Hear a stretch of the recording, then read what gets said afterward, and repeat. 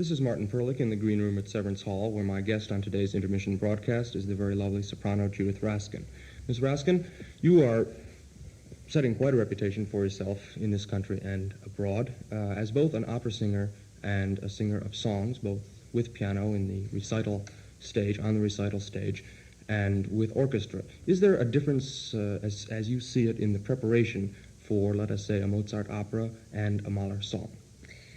Basically, the preparation is the same. That is to say, you have to have your vocal technique and you have to be a musician. That is basic. After I have assumed that a singer has gotten that far, I would say the difference is that, I don't know. I have to think about that a minute, because actually these are differences of intensity rather than differences of approach. For example, I think you must be as much of an actress when you sing a song as you are when you perform. However, perform in a Mozart opera. However, the performance of the opera requires a larger scale acting. The performance of the song requires a more intimate scale of acting. This is what I mean when I say basically there is no difference. But intrinsically, you cannot sing a simple lead and move around the stage. You cannot use a costume. You must actually be an even greater actress to get the intention of the song across, and yet to the audience it should look like you're not even acting at all. Am I making you very confused? No, I think I follow. Ms. Raskin told me before this interview that she has just recorded for Epic Records an album of Mahler songs and is very interested in Mahler, and of course did debut in Cleveland in the same piece she's singing this afternoon, the Mahler Fourth Symphony, the last movement, calls for soprano solo. Specifically, what is it about Mahler songs which draws so many very fine singers? Well, I think the Mahler songs are quite unusual. They are songs of a folk-like idiom. And underneath this simple folk-like idiom, there is a great deal of pain, and yet a great deal of beauty.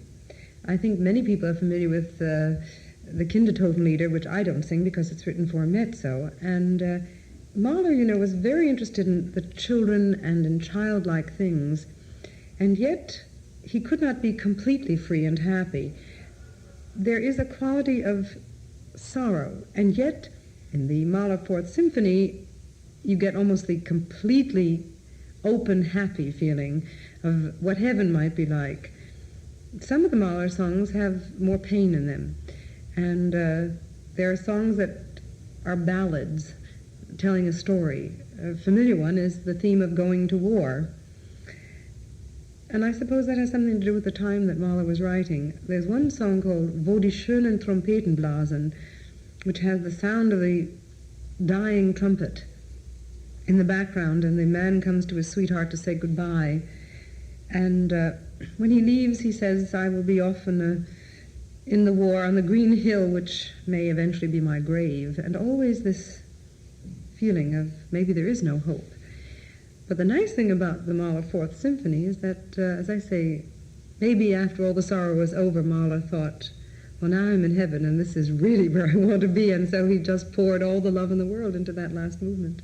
It's very strange. Mahler did write a number of song cycles, the most famous of which, the Kindertotenlieder, the Song of the Earth, yes, are for lower voices, either baritone or contralto or mezzo, or just mezzo. Yet the Fourth Symphony calls for a high voice, but actually does not use the high tessitura of the voice. No, this is a very difficult problem because many of the phrases begin low. There's one phrase that begins as low as B natural. Yes, I think it's B natural. Maybe even B flat. I'd have to look at my score. Wait just a minute. I have it right here. You think I know what note I'm singing, but I'm pretty sure it's B natural. Yes, it is. I'm confused because some of the Mahler songs that I've sung start as low as A natural on a phrase that goes as high as G. Now, I think that Mahler intended that this should be sung like a soprano, not with the gutsy sound of a mezzo-soprano, but with the lighter but warm sound of the soprano voice.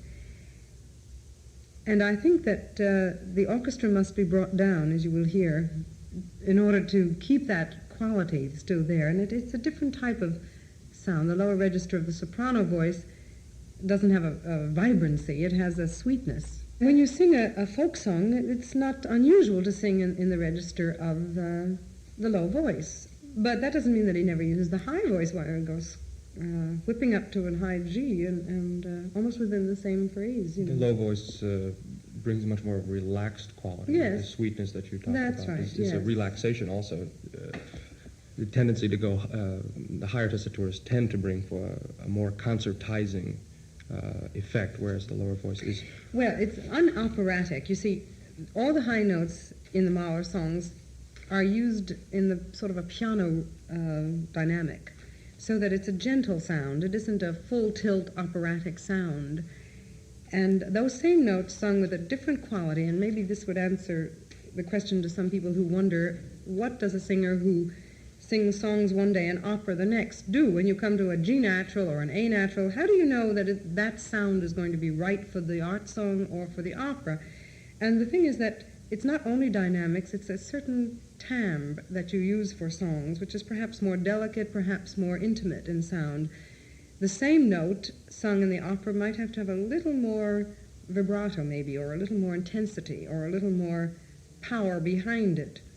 Now, Mahler never writes a high A, as far as I've been able to sing, or a high B flat, unless he marks it piano. And very often he marks it piano particularly so that the sound will be that kind of sound, or subito piano even. Look at that all the time. This is the sort of dynamic marking which a number of opera singers have a great deal of difficulty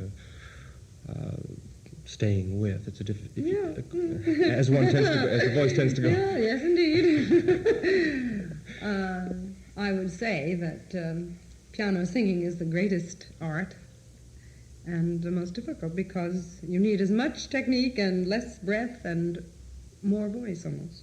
In your operatic roles, and there are a number of them, what sort of acting in, let us say, a large house do you call forth in your singing as such? Well, I believe that anything that is well projected, that is to say, any thought that is really clear, does not have to be a big, large, or overblown idea.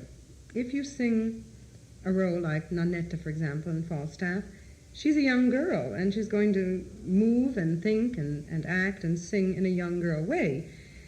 Projection does not mean screaming or hit him on the head. It means intensity of thought and direction of ideas, and the audience catches this much faster than they catch the other, which is the other meaning loudness or overblown.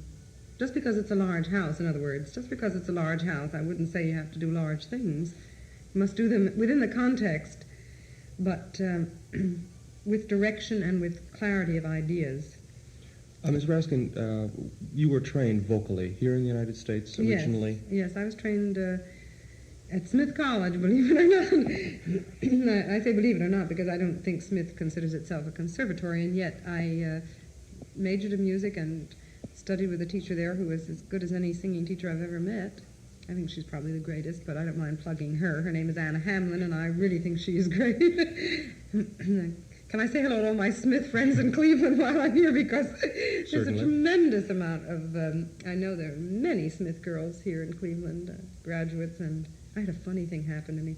First time I sang in Cleveland, I met, well, let's start out by saying I had never sung here before, and I had no idea there were so many Smith girls here.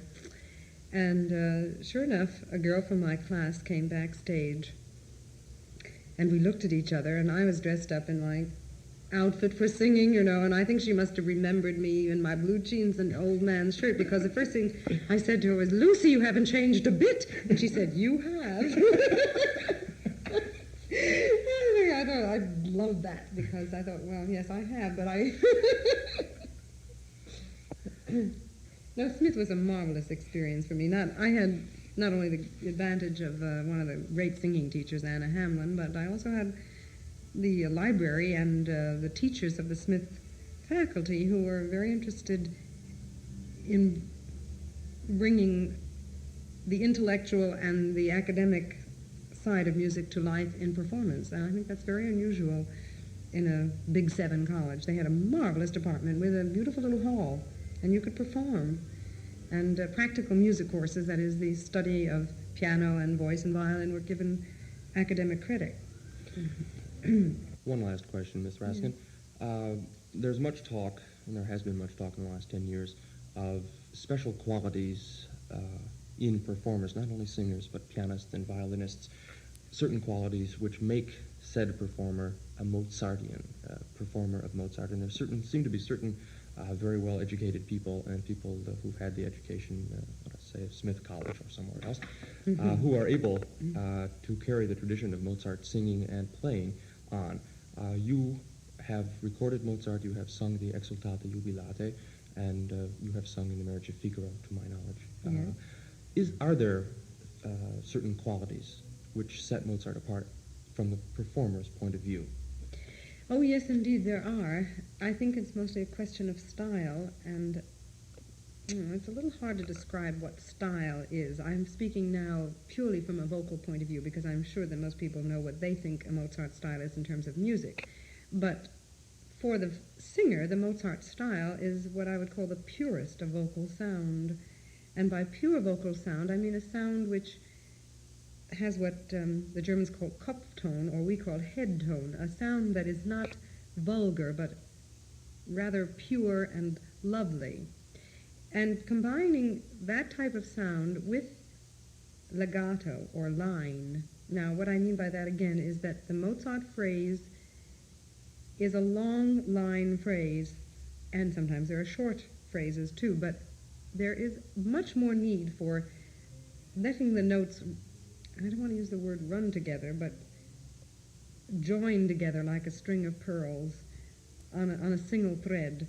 And if you cannot sing legato, you cannot sing Mozart, period. You must sing, of course, non-legato occasionally in Mozart too. I don't mean to say that it's only that. And you must also be able, in the opera, and even in Exultate, where there is a recitative section, to be able to sing that particular kind of recitative, which is, a secco recitative, they call it, dry recitative, unaccompanied by the orchestra, where it's so close to speech that, again, you have the contrast of the pure legato, the non-legato, and then the secco recitative, which is literally dry. And these are technical problems.